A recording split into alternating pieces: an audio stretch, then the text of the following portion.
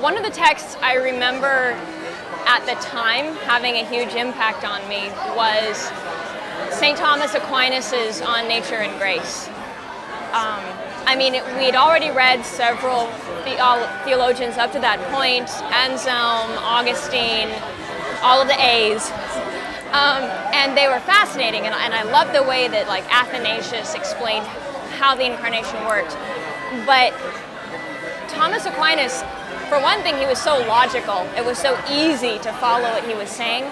But then some of what he had to say about how human nature, even though fallen, is still made in the image of God, and the way that we can be redeemed by grace and remade into who God originally created us to be, that really struck a chord with me at the time. So his content in that sense was phenomenal, but at the same time, his structure and the way he approached everything so systematically, that had a big impact on me in the way that I went forward from there, thinking about how I could know what I believed was true. The first philosopher that I read in the Great Books program was Plato's Socratic Dialogues. And they say that all of Western philosophy is just footnotes in Plato. I think that's because Socrates asked a lot of questions. He had some thoughts, some answers to those questions, but they weren't final answers. Because I think the real gift that Socrates gave philosophy was the process of asking questions about our experience in life, hard questions, coming up with an answer, and then asking questions about the answer.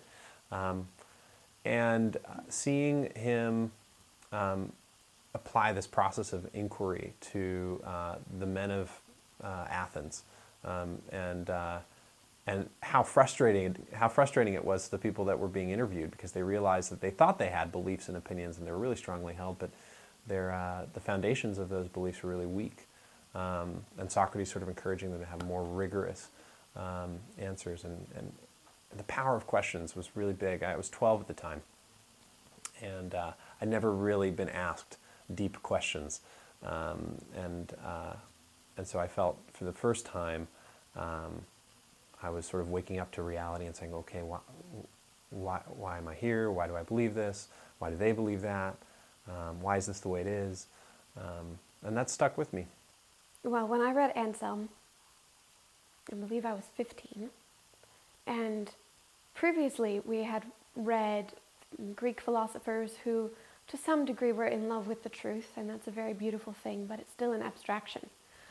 And Anselm was in love with a very specific God, and he was applying the full force of his truly momentous intellect on proving God, and proving that God is a Trinity, and proving that the incarnation was necessary, and these very basic tenets of belief, which I had always clung to somewhat automatically. But Anselm was just, it wasn't as though he was fighting for it, but it was a passion of engagement that was like a fight. And he just, everything in him, all of the emotion, all of the mental capacity was fully directed towards God. And when you read at the end of the Proslogion, where he's like, let me love you in seeking, and seek you in loving, and let me find you in knowing, and know you in finding, and he's just passing back and forth these beautiful phrases, and at first it's an overwhelming torrent of loveliness, and it almost doesn't seem as though it means anything at first, and then you delve into it, and each clause you can pare it down. Each clause is this wonderful heaping up of meaning. It's the kind of culmination of his whole process of thought and existence, struggling with his own faith. So what I learned from Anselm was that kind of tenacity of love, that you can engage your whole intellect with a thing, and that's a way of having faith in it. My favorite book, or the book that was most important to my personal growth that I read during GBT, was War and Peace.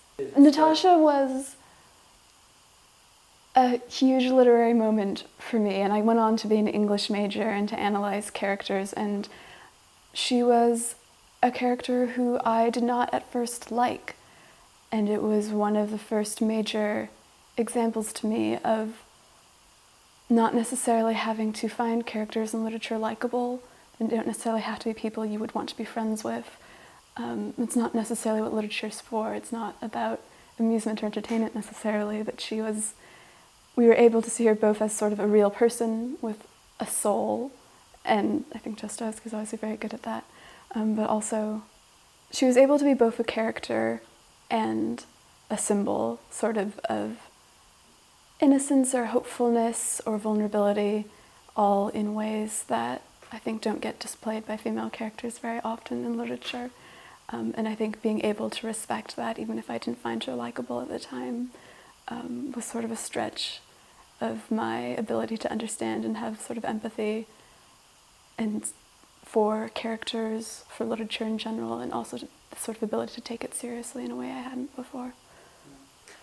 When we're younger, it's definitely easy to try to look for characters who can be easily described, to sort of try to emulate them, who fit types. And that's true in the realm of gender, of like what does a good woman look like? It looks like this.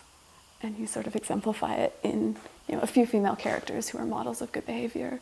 And it doesn't only apply to gender. We all sort of want to do that. When we're younger, we want definitions to be easy, examples to be easy. I don't think that's necessarily what literature tries to do. I don't think that's what the Russian authors we studied in particular were exemplifying. I think that sort of literature both shows us what we are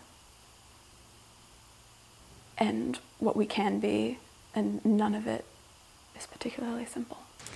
Well, there have been several of the great books that have really influenced and affected me over the years. There are two in particular that really challenged me.